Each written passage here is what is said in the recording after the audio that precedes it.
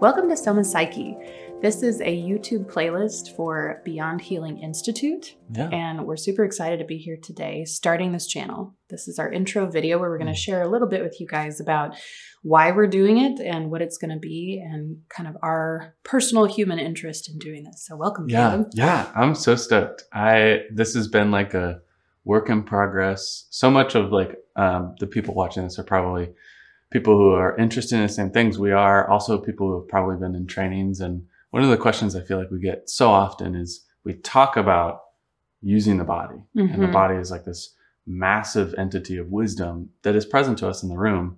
But how do we really tap into that wisdom? And what does that look like, feel like? How do I as a therapist do that and usher that into the room? And so I'm super excited about this channel and the ability to help therapists kind of get a feel for what it looks like. Yeah.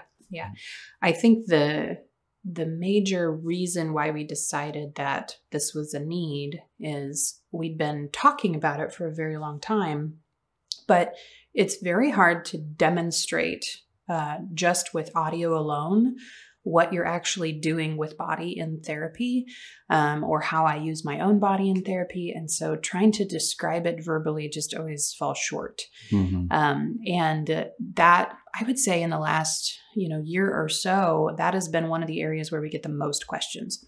During our trainings, when we're talking to therapists on consultation, there's so much curiosity around wanting to be a fly on the wall and actually see, what does this look like in real life? What are you actually saying, doing, etc. in sessions? And so our hope is to use this as a place to do those demonstrations with bodies, with our own bodies. Real bodies. With real bodies. And you can see it. Yes. Yeah. And give some clear instruction, but mostly just an example of what this can look like. One of the things I love about somatic study is that it is wisdom that moves through a human body. And what that means to me is that, we can learn a specific intervention or modality or way of doing this, but at the end of the day, it has to come through our actual cells and our being, etc., to another body. And in that translation, there's tremendous room for individuality and creativity. And I think that's a beautiful thing. So rather than teaching a modality, rather than saying, this is what you should do and this is exactly how you should do it, we want to give a really broad overview and a lot of demonstration of different ways that you can do it, what it looks like coming out of my body, coming out of your body, being received by different individuals, because I think that gives a really well-rounded and realistic view of what does it mean to actually work in a somatic way. Yeah.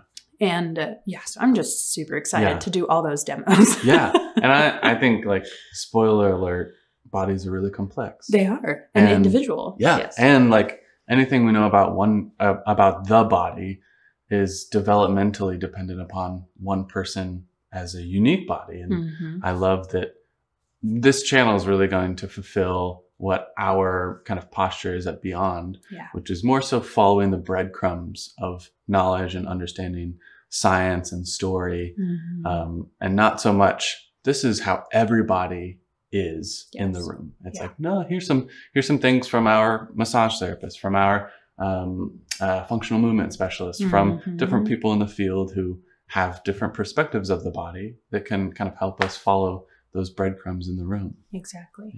I think the beauty of that is when we have a lot of different ways of adapting our somatic skills, we can be responsive to what's actually happening in the room. And, we treat all of the different therapies that we utilize that way. We have to be tracking the human in front of us and tracking our own body and making adjustments and adaptations the whole way through, and still feel confident in our clinical decision making, which is sometimes a big ask.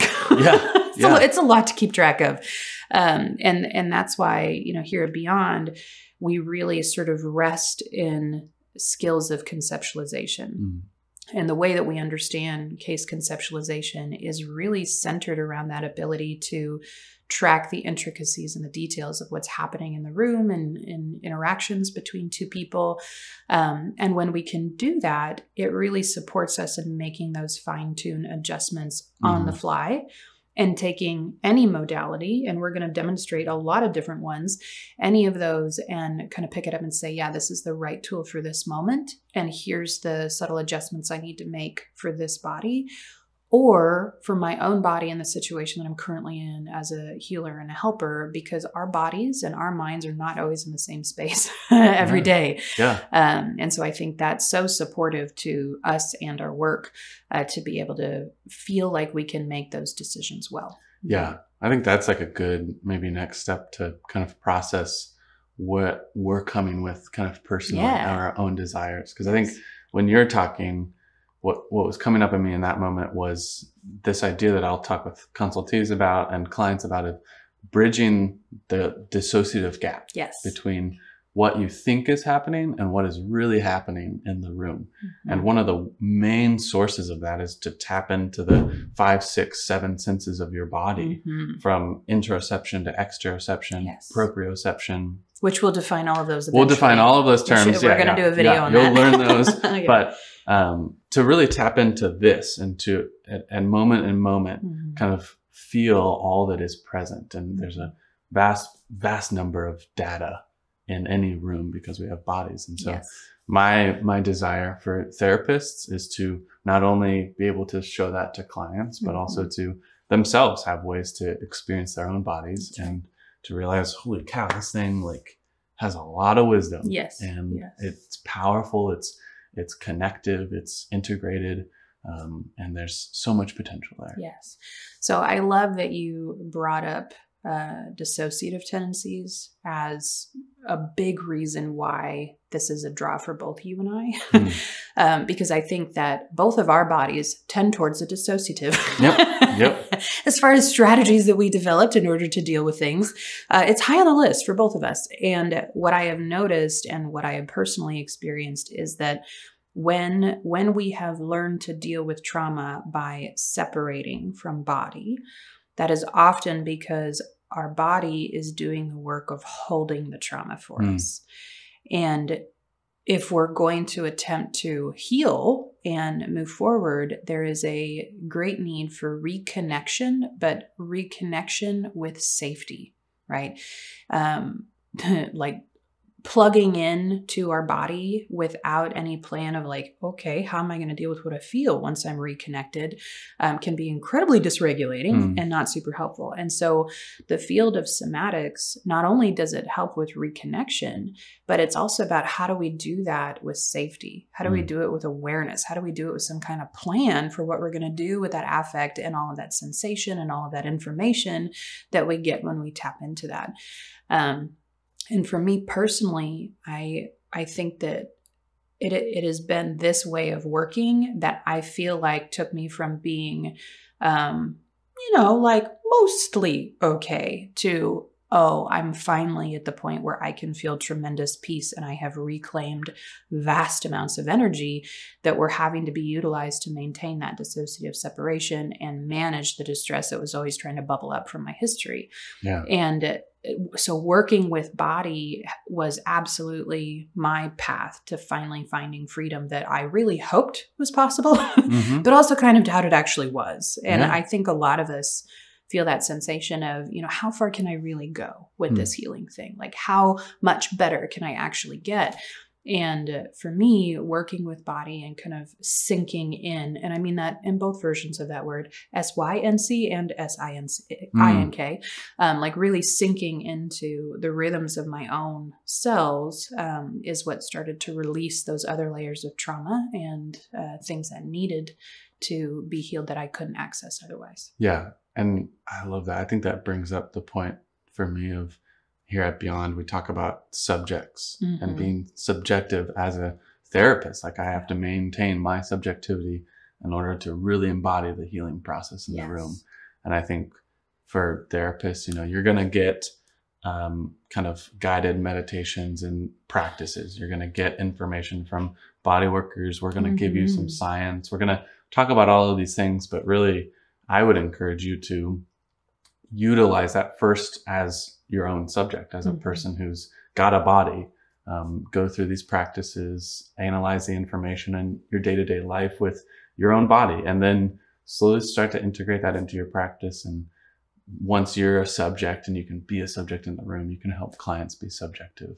And that's the beauty of therapy. Yes. That's what takes us from that dissociative kind of finding these like little puzzle pieces that don't quite fit to really syncing up. I love the two versions of that, like syncing up into integrated healing.